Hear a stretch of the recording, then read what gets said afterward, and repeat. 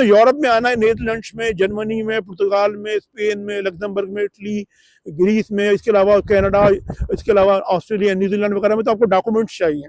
अब जो सबसे मेन डॉक्यूमेंट्स है वो है आपकी सोर्स ऑफ इनकम। ये है सबसे important document. Source of income का मतलब है कि आपकी जस्टिफाइड सोर्स ऑफ इनकम हो। एक सोर्स ऑफ इनकम के 3 तरीके कार है पाकिस्तान में। एक तो ये अगर आप जॉब कर रहे हैं, किसी कंपनी में आपको सैलरी मिल रही है, 80,000 रुपये से ज़्यादा सैलरी आपके अकाउंट में आ रही है, और सैलरी के साथ आपको कंपनी एनओसी दे रही है, और आपकी ये सैलरी आपके अकाउंट में आ रही है, तो सही, ये हो गई एक सोर्स ऑफ इनकम। सही है। इसके अलावा जो दूसरी सोर्स ऑफ इनकम है वो आपका बिजनेस। अगर आप बिजनेस कर रहे हैं तो आपके पास चैम्बर ऑफ कॉमर्स का रजिस्ट्रेशन लेटर हो, या SECP का रजिस्ट्रेशन सर्टिफिकेट हो, और आपके साथ जो है वो लाजमी तौर पे NTN नंबर नहीं, टैक्स रिटर्न्स हो आपके पास, और टैक्स रिटर्न्स में आपकी कम से कम पूरे साल की इनकम, कम से 10 लाख रुपए पूरे साल की इनकम अखराजात निकालने के बाद शो हो रही है, एक्सपेंडिचर्स के बाद।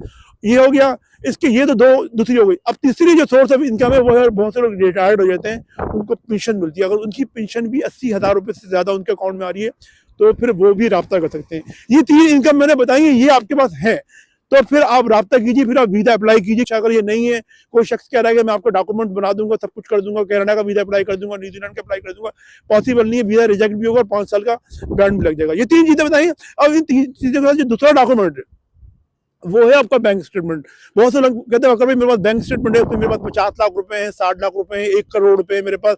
देखिए भाई, ये 1 करोड़ और 50 लाख, इनकी कोई भी अहमियत उस वक्त तक नहीं है जब तक आपकी सोर्स ऑफ इनकम नहीं है। क्योंकि वीजा ऑफिसर ये देखेगा ना भाई, बैंक स्टेटमेंट तो है लेकिन ये आए कहाँ से पैसे। अगर आपकी सैलरी आपके अकाउंट में आ रही है तो ये आपने शो करेंगे भाई मेरी सैलरी मेरे अकाउंट में आती है, इस तरीके से मैंने अपने पैसे सेव किए अपने अकाउंट में। इसी तरीके से अगर आप बिजनेस कर रहे हैं तो बिजनेस के बाद दिखाएंगे भाई ये देखें मेरा टैक्स रिटर्न है, टैक्स रिटर्न से मैंने इतने पैसे कमाए, इतने खर्च किए, ये मेरे बैंक स्टेटमेंट है। तीसरा आदमी जब पेंशन ले रहा है वो कह सकता है भाई मेरी पेंशन मेरे अकाउंट में आती है, तो उस वजह से मेरे अकाउंट में मैंने इतने सालों से पैसे जमा कर रहा हूँ, तो मेरे अकाउंट में 10 लाख है, 15 लाख रुपए हैं, तो अकाउंट में क्लोजिंग बैलेंस भी 10 से 15 लाख रुपए, तो वीजा अप्लाई कर सकते थे। तो ये 3 जो मैंने आपको सोर्स ऑफ इनकम बताई है, पहली source of income salary, business या पेंशन की मद में। तीसरा आपके पास दूसरा जो है आपके पास जो है वो आपका बैंक स्टेटमेंट।